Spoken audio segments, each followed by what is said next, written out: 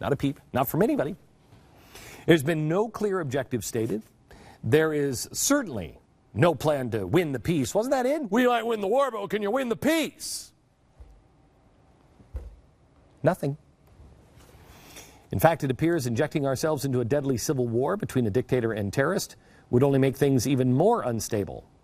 So where are the protesters? Because in 2004, a group largely supported by Hollywood took out a full-page ad in the New York Times. Remember that? Not in our name, they said. Oh, they took a dramatic stand against the war. This isn't about politics. Let it not be said that the people in the United States did nothing when their government declared war without limit and instituted stark new measures of repression. Not in my name. So here we are again, on the brink of military action. And Hollywood is apparently totally cool, dude. I'm totally cool with doing nothing. As the government is about to, declare war without limit and institute stark new measures of repression. And this one also might actually be the trigger for World War III. Now, maybe they're still deciding. Maybe we need to put out an Amber Alert. I don't know. Maybe they're gone. We can put out an Amber Alert for all of these people in Hollywood listed. Maybe in a strange coincidence, aliens came down and abducted all of them, and they're currently all getting anal probes. I'm not sure. Maybe they're all tied up in basements someplace, screaming through duct tape mouths.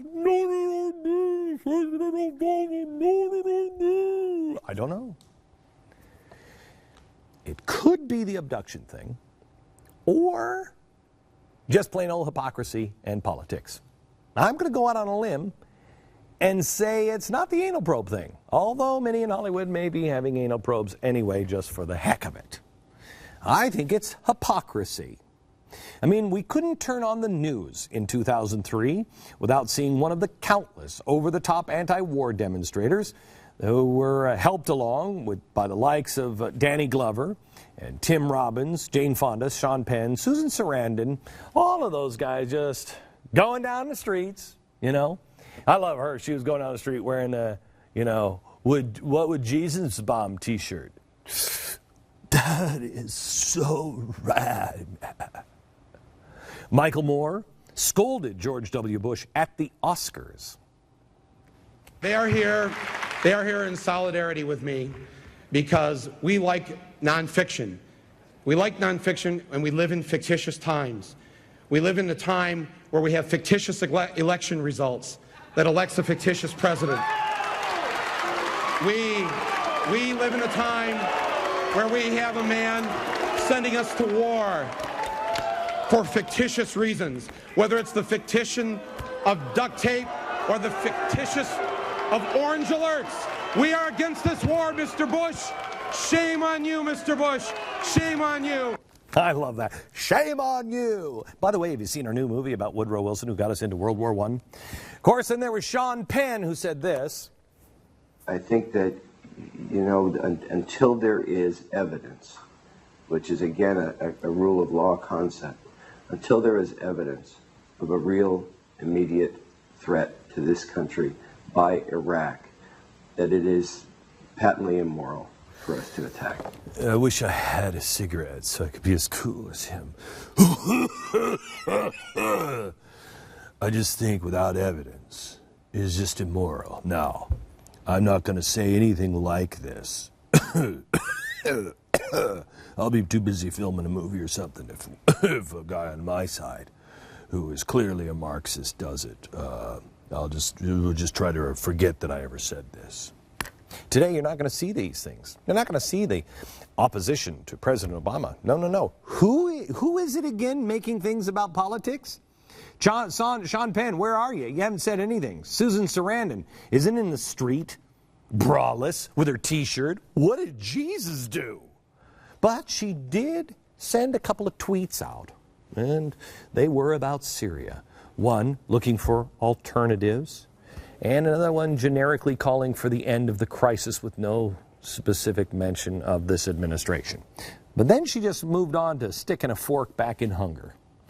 I guess it's safe to say that due to their silence, this war is in their name. Because aside from a few passing comments, virtually nothing slamming the president himself, the anti-war crowd is completely MIA. There are no planned protests, no groups, no petitions. Hollywood actors have the luxury of retreating to their mansions in the Hill of Hollywood saying, "Oh, it is so hard to be me." Politicians are forced to pick sides. The anti-war candidate, John Kerry, is now the pro-war Secretary of State. I don't know what to do with that. Here's John Kerry in 2004. The president just arbitrarily brought the hammer down and said, nope, sorry, time for diplomacy is over, we're going. He rushed to war without a plan to win the peace. Without a plan to win a peace. Wow.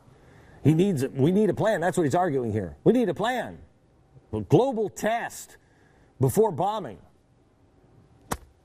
Do it, Jim. You've got to do it in a way that passes the test, that passes the global test, where your countrymen, your people, understand fully why you're doing what you're doing, and you can prove to the world that you did it for legitimate reasons. We're living in a crazy fiction book. Because that was Kerry then, this is Kerry now. President Obama will ensure that the United States of America makes our own decisions on our own timelines based on our values and our interests. What? How about having a plan and international support? Oh, that is so 2004 of you. We've moved on, you cretin. We'll be back to it maybe in 2016. Now we just do what we want to do because we're right. Nancy Pelosi, who led the effort against the war then. But does an invasion of Iraq and opening that Pandora's box in that region make us safer? That's the question that Senator Daschle asked. That is the question the American people are asking. Yes. And war is not going to stop terrorism unless we address the causes of some of this, the fury of despair that exists in the world among billions, hundreds of millions of people who have no options, no economic options, right, no future. Yeah, here's Nancy. The threat of terrorism will always be there. Shut the pie hole. Here's Nancy Pelosi supporting just a higgledy-piggledy run into Syria. I'm very proud of the president. I think on Tuesday night, he laid out in very clear terms how the Assad regime's use of chemical weapons impacts our national security. Wow. Why the United States must lead the world in holding the regime responsible for gassing more than 1,000 people, including hundreds of children. Holy cow. Can I tell you something? Look at these two pictures here. I will tell you this. She didn't age well, did she? I think she may have died around 2006, because I think that's an audio animatronic, Nancy Pelosi. I don't think that, but I digress. Riveting case there, Nancy, it really is. And I'm sure she was up all night, or the programmers were up all night thinking of that one.